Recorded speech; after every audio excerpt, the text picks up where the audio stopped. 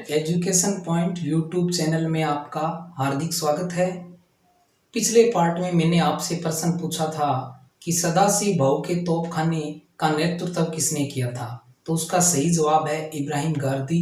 और सही जवाब देने वालों में है भावना मरोड़िया, दीपांकर चंडी, केशव, भूपेंद्र साखे। आज हम पिट्स इंडिया एक्ट को पढ़ेंगे और जिसने भी रेगुलेटिंग एक्ट वाली वीडियो नहीं देखी है वो इस वीडियो के डिस्क्रिप्शन में रेगुलेटिंग एक्ट का लिंक दिया हुआ है, जिसे आप ओपन करके देख सकते हैं। और आपको बता दूं कि कल राष्ट्रपति से संबंधित प्रश्नोत्तरों की श्रृंखला से जुड़ी हुई वीडियो अपलोड कर दी जाएगी, जिसे आप देखना ना भूलें। तो आइए शुरू करते हैं आज की क्लास। पिट्स इंडिया एक्ट, जैसा कि हमने रेगुलेटिंग एक्ट में देखा कि कंपनी पर नियंत्रण स्थापित करने के लिए ब्रिटिश संसद ने 1773 में यह अधिनियम पारित किया था, रेगुलेटिंग एक्ट। लेकिन इस रेगुलेटिंग में कई दोष थे। इन दोषों को दूर करने के लिए हालांकि 1781 में एक अधिनियम और पारित किया गया। 1781 के अधिनियम से सर्वोच्च न्यायालय के क्षेत्राधिकार है उसकी तो व्याख्या कर दी गई, लेकिन जो प्रशासनिक दोष थे वो अभी भी मौजूद थे। और इधर वॉरेन हेस्टिंग्स पर भ्रष्टाचार के आरोप लगते हैं, तो उसे ब्रिटिश संसद वापस ब्रिटेन बुलाना चाहती है, लेकिन जो संचालक मंडल है वो इस चीज का विरोध करता है, वॉरेन हेस्टिंग को जाने नहीं देता है। तो ब्रिटिश संसद को ये अनुभव हो जाता है कि कंपनी पर हमारा पूरी तरह से नियंत्रण नहीं है। इसलिए ब्रिटेन के प्रधानमंत्री पिट द्वारा संसद में एक विधेयक रखा जाता है, जिसे संसद 1784 में पारित कर देती है, जो पिट्स इंडिया एक्ट के नाम से प्रसिद्ध हुआ। और आज हम इसी को जानेंगे। तो देखते हैं पिट्स इंडिया एक्ट है उसमें क्या प्रावधान रखे गए थे। तो अगर हम बात करें तो ब्रिटेन में यानी कंपनी पर नियंत्रण स्थापित करने के लिए ब्रिटेन में एक 6 सदस्यों की समिति बनाई गई।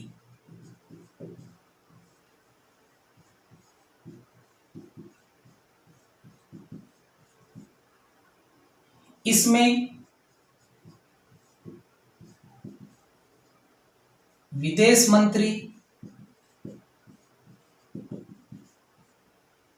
वित्त मंत्री तथा 4 अन्य सदस्य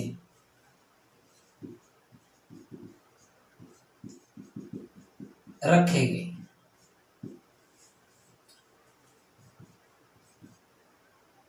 इन सदस्यों की नियुक्ति तथा पद से हटाने का अधिकार ब्रिटिश सम्राट को दिया गया।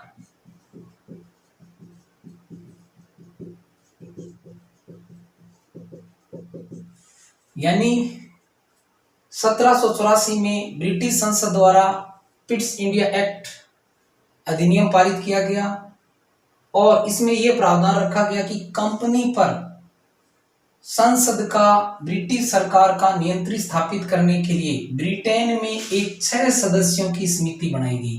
यानी समिति में 6 सदस्य होंगे, जिसमें एक विदेश मंत्री, एक वित्त मंत्री और 4 अन्य सदस्य होंगे।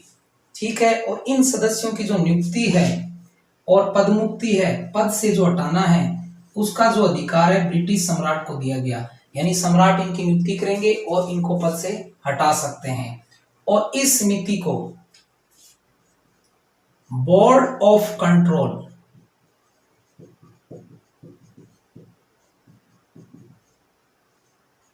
के नाम से जाना जाता है या बोर्ड ऑफ कंट्रोल कहा गया। यानी इस समिति को बोर्ड ऑफ कंट्रोल कहा गया और ये ब्रिटेन के अंदर बनाई गई 6 सदस्यों की समिति कंपनी पर नियंत्रण स्थापित करने के लिए। अब हम देखते हैं आगे।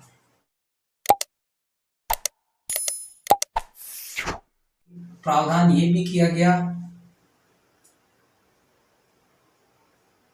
कि बंबई और मद्रास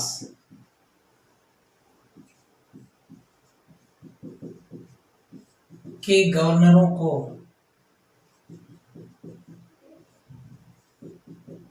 पूरी तरह से गवर्नर जनरल यानी बंगाल सरकार के अधीन कर दिया गया।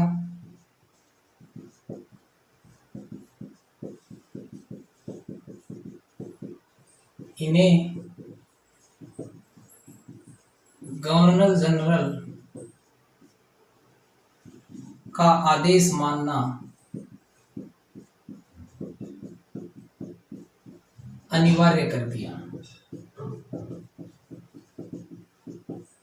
यानी हमने रेगुलेटिंग एक्ट में देखा था कि बंगाल के गवर्नर को गवर्नर जनरल बना दिया गया और जो बंबई और मद्रास के जो गवर्नर थे वो बिना गवर्नर जनरल की अनुमति के युद्ध या संधि नहीं कर सकते थे।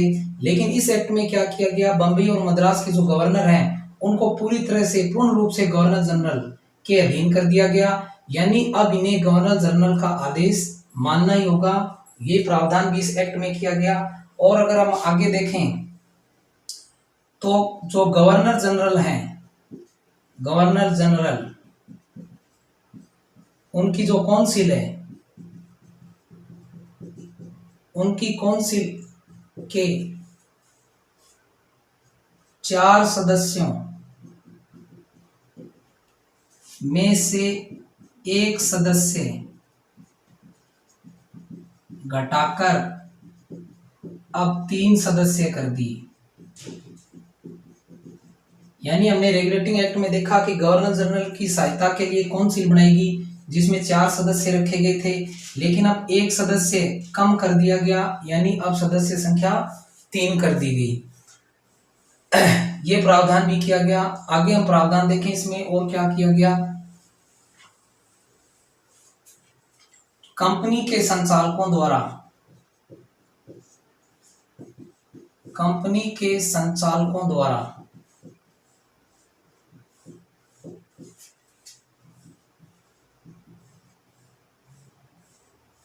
कंपनी को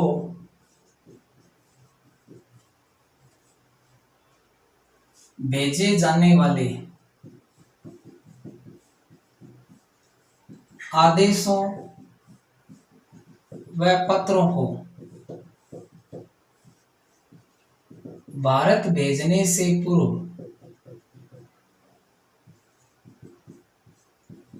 बोर्ड ऑफ कंट्रोल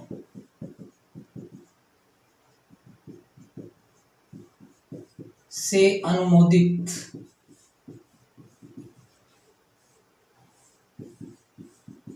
करवाना अनिवार्य कर दिया। यानी जो कंपनी के संचालक हैं, जो कंपनी को भारत में यानी ब्रिटेन के अंदर जो कंपनी के संचालक बैठे हैं, वो भारत में कंपनी को कोई भी आदेश या पत्र भेजते हैं, उसको भारत भेजने से पहले बोर्ड ऑफ कंट्रोल से अनुमोदित करवाना आवश्यक है।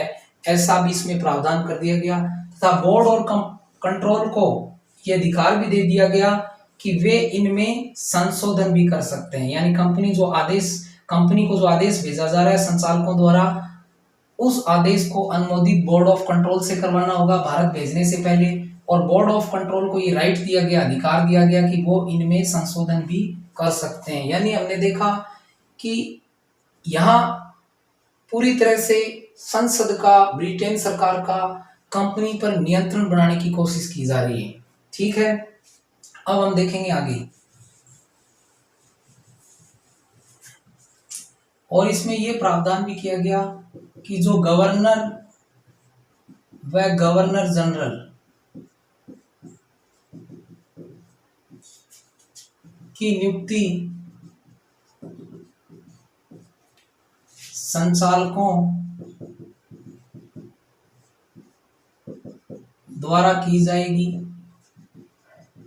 यानी संचालक नियुक्ति करते थे पहले भी, लेकिन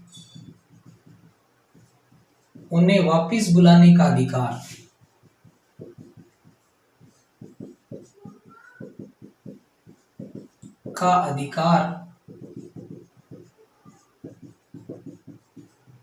ब्रिटिश सम्राट को दे दिया गया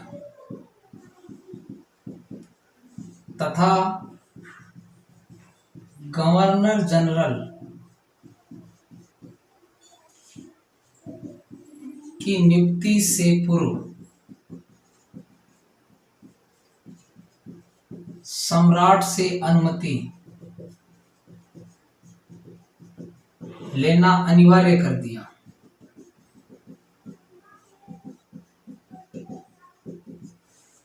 यानी गवर्नर और गवर्नर जनरल की जो नियुक्ति है संचालकों द्वारा की जाती थी, लेकिन उन्हें वापस बुलाने का जो अधिकार है वो ब्रिटिश सम्राट को दे दिया। आपने देखा जब वारेन हेस्टिंग को वापस ब्रिटेन बुला रहे थे तो कंपनी के जो सभा थी संचालकों की, उन्होंने मना कर दिया। तो यहाँ ये प्रावधान किया गया कि संचालक नियुक्त कर सकते हैं गवर्नर और गवर्नर जनरल को, लेकिन इन्हें बुलाने का जो अधिकार है ब्रिटेन वापस वो ब्रिटिश सम्राट को ही है। और गवर्नर जनरल की नियुक्ति से पहले जो संचालक हैं वो सम्राट से अनुमति लेंगे, ये भी आवश्यक कर दिया। अब हम देखते हैं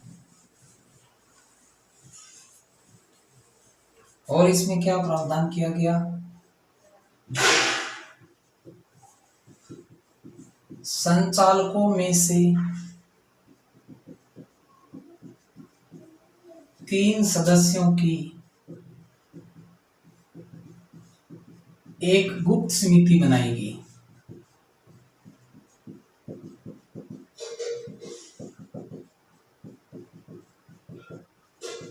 जिसका कार्य भारत में गोपनीय संदेश या आदेश भेजना था तथा ये आदेश अन्य संचालकों को नहीं बताए जाते थे। यानी संचालकों में से 3 सदस्यों को लेकर एक समिति का गठन किया गया जिसका कार्य भारत में गोपनीय आदेश भेजना, और ये आदेश अन्य संचालकों को नहीं बताए जाते थे। और अगर हम आगे देखें इसके अंदर तो कंपनी के अधीन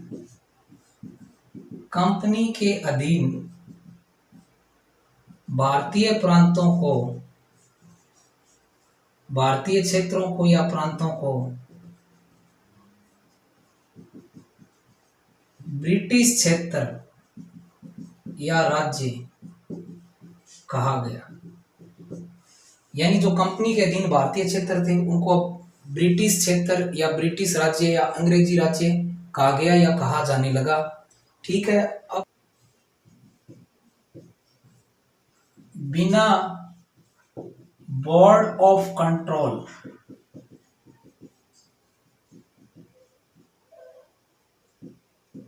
कंट्रोल की अनुमति के गवर्नर जनरल तथा उनकी काउंसिल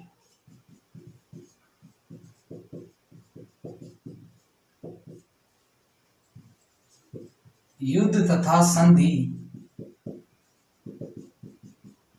नहीं कर सकते।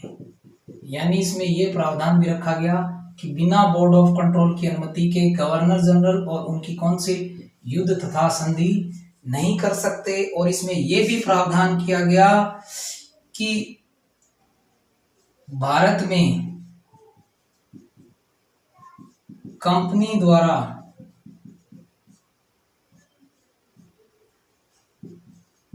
क्षेत्र विस्तार की नीति तथा विजय की योजनाएं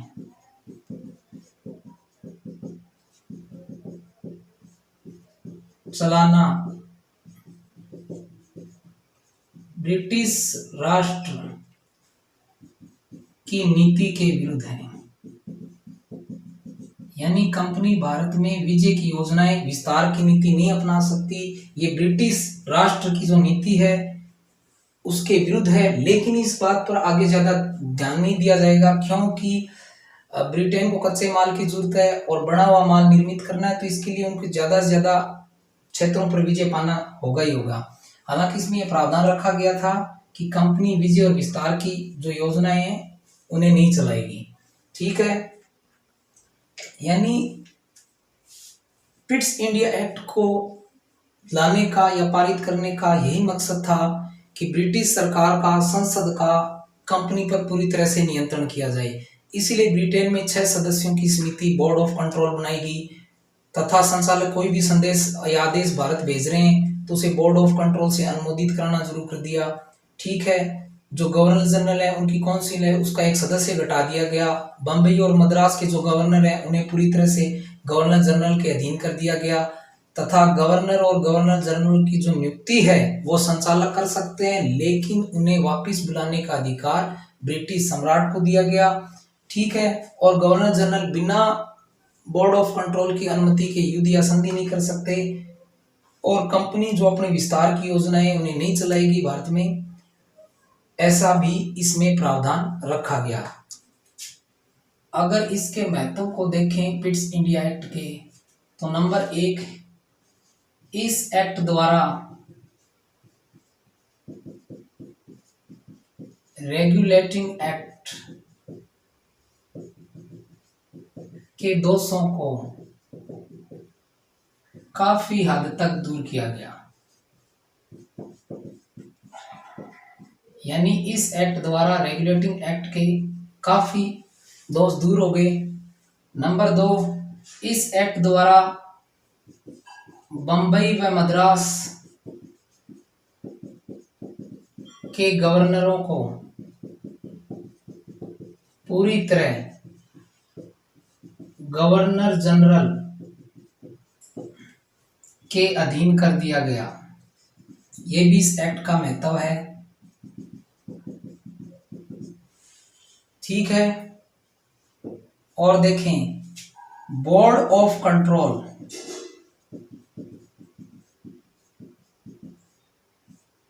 संचालकों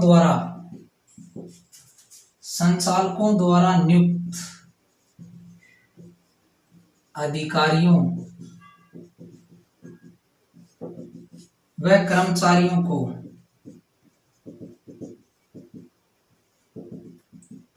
वापिस बुला सकता है।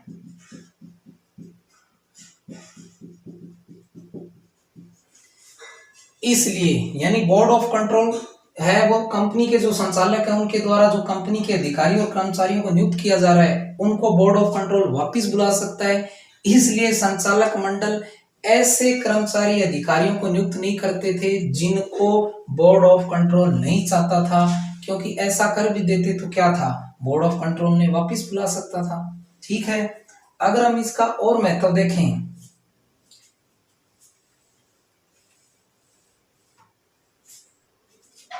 कंपनी के शासन पर दोहरा नियंत्रण स्थापित हो गया।